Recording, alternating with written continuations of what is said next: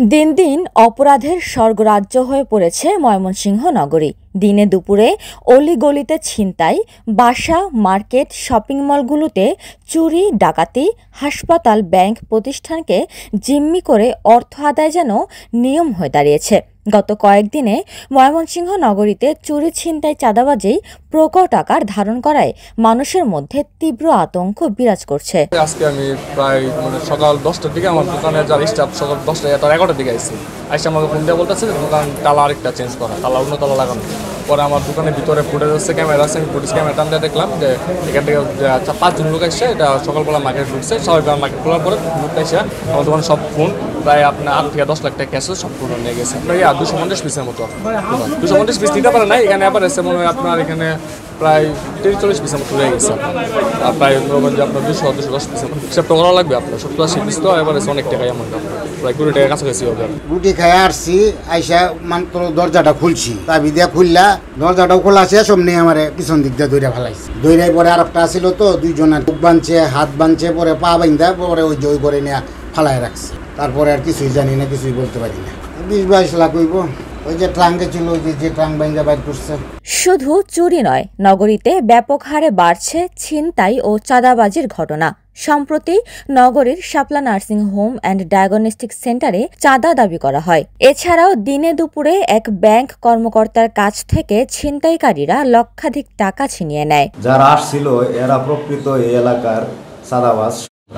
এদের বিরুদ্ধে কম করে হলেও 20-30টা আছে। তো ওই বছরে 9 মাস জেলে থাকে, 3 মাস বাইরে থাকে। তো ওই দিনও আমার কাছে 8 টাকা চাইছে। আমি টাকা দিতে অস্বীকার করছি। অস্বীকার করার পরে তারা আমার সাথে হাতাহাতি শুরু করছে। আমি 2 হাতে তাদেরকে প্রতিহত করার চেষ্টা করছি, যতটুকু করছি। তা আনুমানিক 4-5 মিনিট আমার সাথে এরকম হাতাহাতি হয়। হাতাহাতি হওয়ার পরে চাঁদা না পায় তারা তখন মানুষজন জমে যেতেছে, তখন তারা বেরিয়ে গেছে।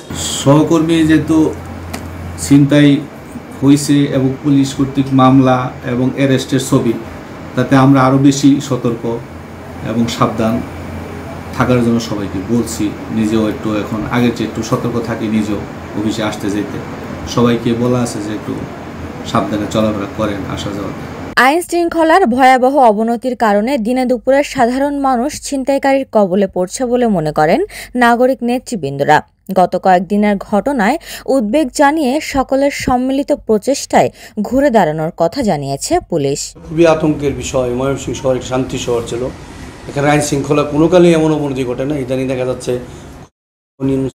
রাহাজানি, ছিনতাই অহরহ হচ্ছে। দিন দুপুর মানুষের টাকা নিয়ে যাওয়া হচ্ছে, রাস্তা ব্লক করে মানুষের ছিনতাই করা হচ্ছে। আবাসে টহল বৃদ্ধি করতে হবে, একটি কম্বিং অপারেশন খুব জরুরি। এবং মুড়ে মুড়ে নিশ্চিতভাবেই একটি টহল দল রেডি করে সেখানে রেগুলার পিকেটিং করে চেক আপ করতে হবে এবং পুলিশ দৃশ্যমান রাস্তায় এটি জানা জরুরি। চুরি ছিনতাই বেড়ে যাওয়া এটা উদ্বেগজনক। এখানে পুলিশের পাশাপাশি এখানে যে সামাজিক এবং কমিউনিটির একটা দায়িত্ব আছে, সেটাও ফলো করতে হবে। আর আমরা এই দায়িত্বকে এড়িয়ে যাচ্ছি না। আমরা দেখতেছি চুরি যেটা বেড়ে গেছে, আমরা খুব দ্রুত তাদের সবার বিরুদ্ধে ব্যবস্থা নিই এবং আমরা তাড়াতাড়ি এগুলো বের করে ফেলবো। এবং এই ধরনের ঘটনা যেন না ঘটে, আমরা প্রিভেন্টিভ পুলিশিং করতে কার্যক্রমগুলো আগের চেয়ে অনেক ভালো। কারণ 5 আগস্টের পুলিশ এবং বর্তমান পুলিশ কিন্তু এক না। আমরা আগে যেরকম ছিল, এখন আমাদের পুলিশের কার্যক্রম আগের চেয়ে অনেক বেশি বেগবান। কিন্তু অপরাধ যেহেতু ঘটছে, আমরা আর দায় এড়াতে পারি না। আমরা চেষ্টা করবো এই অপরাধীর অবস্থান থেকে উত্তরণ করার জন্য, সমস্ত অপরাধীদেরকে আইন আওতায় নিয়ে আসবে। উপমা রায়, সোনালী নিউজ।